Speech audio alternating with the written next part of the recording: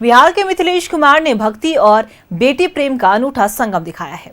भतीजी की तस्वीर को लकड़ी की गाड़ी में रखकर 10 दिन में कांवड़ यात्रा पूरी की और रास्ते में गाड़ी का पहिया टूटा, फिर भी हिम्मत नहीं हारी। 20 किलोमीटर पैदल जाकर नया पहिया लगाया। और क्या है भक्त मिथिलेश की कहानी, देखिए इस रिपोर्ट में।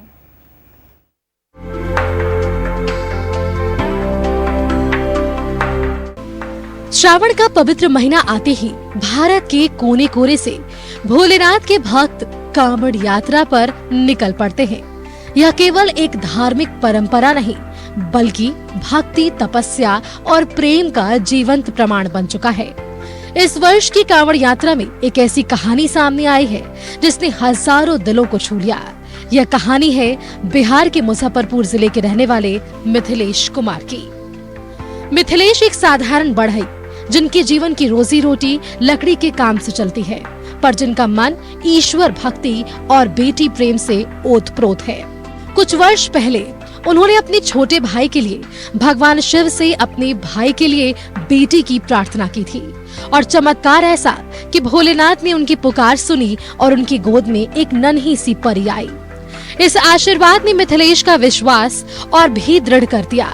भगवान सच्चे मन से मांगी हर मुराद को पूरा करते हैं।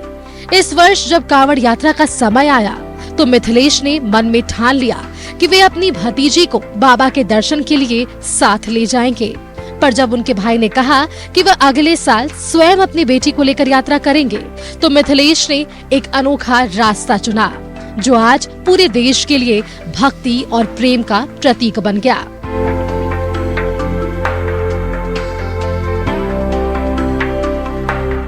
उन्होंने लकड़ी से एक सुंदर सी गाड़ी बनाई जिसमें अपनी भतीजी की तस्वीर को पूरे आदर और स्नेह के साथ रखा। उस गाड़ी में अपने छोटे भतीजे को भी बिठाया और कमर में रस्सी बांधकर स्वयं उस गाड़ी को खींचते हुए निकल पड़े बाबा धाम देवघर की ओर। मुजफ्फरपुर पत्नी है, भाभी है। बच्चा के मानता था भतीजी का कि भतीजी होगा तो देवघर हम डोली में बैठा के ले जाएंगे, अब बेटा होगा तो नहीं ले जाएंगे। तो भतीजी हो गया तो डोली बनवा के अब तब सुल्तानगंज से ऐसे आ रहे हैं, वही साइड में बैठाते हैं। इसका फोटो है, दिखाओ फोटो। हाँ, हम मन्नत मांगे तो हम वो बोला कि आगे साल उतारेंगे। हाँ। हम कहे आगे साल कल की होगा से कोई नहीं देखता है कि हम जो वचन दिए हैं तू बउआ न देवा तो हम फोटो लेके हम बाबा के भाड़ा उतार दें। यह कोई आसान यात्रा नहीं थी। गर्मी, बारिश, उबाड़ खाबड़ रास्ते और लंबी दूरियां, हर कदम पर परीक्षा थी। रास्ते में एक ऐसा भी पल आया जब उनकी गाड़ी का पहिया टूट गया, लेकिन वह निराश नहीं हुए। उन्होंने 20 किलोमीटर पैदल चलकर नया पहिया लाया, गाड़ी की मरम्मत की और फिर से यात्रा की शुरुआत की।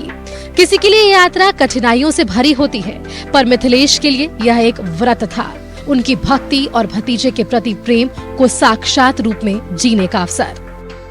इस कठिन यात्रा को उन्होंने पूरे 10 दिनों में पूरा किया। बम मिथिलेश ने कहा कि बेटियां घर की लक्ष्मी होती है। एक परिवार तभी पूर्ण होता है जब उसमें बेटी का हास्य, उसका स्नेह, उसकी किलकारियां गूंजती हैं।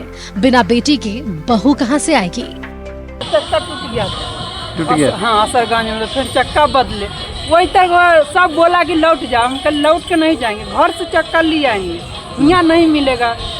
20 किलोमीटर गए फिर चक्का लाने। बाकी हम कहे बाबा सब भाई के खून बेटी थे कि बेटी रहेगा तब ना बहू लाएंगे, बेटी नहीं रहेगा तो बहू कहाँ से लाएंगे। हाँ, बड़का भाई के छोटका है, अभी हमको बेटी नहीं हुआ, हमको भी एक बेटे है। अब यही पर से बाबा की करते हो, बाबा के हाथ में। जब मिथिलेश बाबा धाम पहुँचे तो उनकी आंखों में थकावट नहीं, बल्कि असीम श्रद्धा और संतोष की चमक थी। उनका चेहरा बोल रहा था, मैंने जो संकल्प लिया था वो पूरा किया।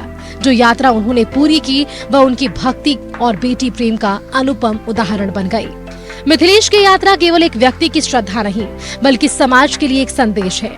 जब एक बढ़ई जैसे आम इंसान अपने प्रेम और भक्ति से असाधारण बन सकता है, तो हम सब मिलकर समाज में बेटियों के लिए एक बेहतर स्थान क्यों नहीं बना सकते।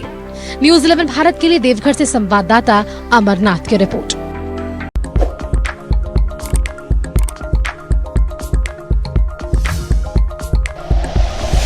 Like and share videos, subscribe करें हमारा चैनल और प्रेस करें बेल आइकॉन। न्यूज़ 11 भारत, सच है तो दिखेगा।